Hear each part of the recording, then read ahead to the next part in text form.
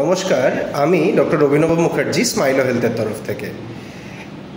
বেশ কিছু মানুষ তাদের মুখের গন্ধ নিয়ে খুব বিরক্ত থাকেন, তাদের ডেলি লাইফস্টাইল হ্যাম্পার্ড হয় এবং এই ধরনের সিচুয়েশানে তারা সমাজ বা সামাজিক কোনো অনুষ্ঠান অ্যাটেন্ড করতে পারেন না।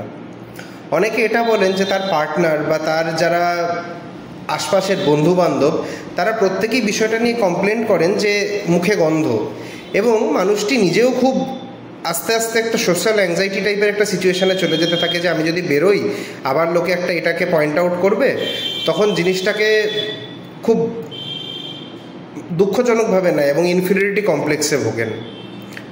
আচ্ছা, প্রথমেই বলি, এটাকেই আমরা পপুলারলি বলে থাকি হ্যালিটোসিস বা ব্যাড ব্রেথ। তা এটা কেন হয়? প্রথম এক হচ্ছে ওরাল হাইজিন না মেনটেন করা, মানে আপনি ব্রাশ তো করছেন কিন্তু সেটা ঠিকভাবে করছেন না বা ঠিক টুথপেস্ট ইউজ করছেন না। দ্বিতীয় যেটা অসুবিধা সেটা হয় যে মুখ পরিষ্কার না রাখা আফটার খাওয়া, মানে খাওয়া দাওয়ার পর, যেটা আপনি ধরুন খাওয়া দাওয়া করলেন, দিয়ে আপনি জাস্ট ওপরটাকে একটুখানি পরিষ্কার করলেন, কোনো রকম একটুখানি কুলকুচি করলেন, দিয়ে ছেড়ে দিলেন। বেশ কিছু রেগুলার হ্যাবিটস মেনটেন না করা, যেমন ডেন্টাল চেক আপকে একটা হ্যাবিট হিসেবে বানানো, মানে আপনারা 6 মাস অন্তর একবার ডেন্টিস্টের কাছে গিয়ে চেক আপ না করানো, এবং আন্ডারলাইং বা অজানা কিছু মাড়ির রোগকে পুষে রাখা, এগুলো খুব মেজর কারণ যে আপনার মুখে এরকম একটা গন্ধ তৈরি হচ্ছে।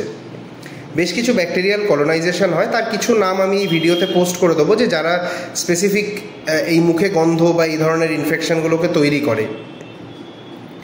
এবার এছাড়া যেটা ব্যাপার হয় যে যারা আদারওয়াইজ যে হ্যাঁ আমি খুব সুন্দর ব্রাশ করছি, সব কিছু করছি, অনেকে ফ্লসিংও করেন, তারপরেও এই সমস্যাটা হয়।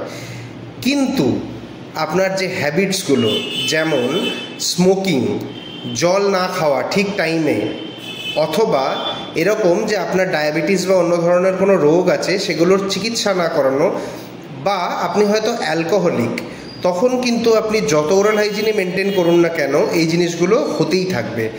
তাই সবসময়তে একটা জিনিস মনে রাখবেন, কোনো সিমটমকে ট্রিট না করতে চেয়ে ডাক্তারবাবুরা আপনাকে যে কথাটা বলে যে রুট কজ এলিমিনেশন, মানে যে কারণে আপনার এই সিমটমটা আসছে সেটার উপর জোর দিন। নমস্কার।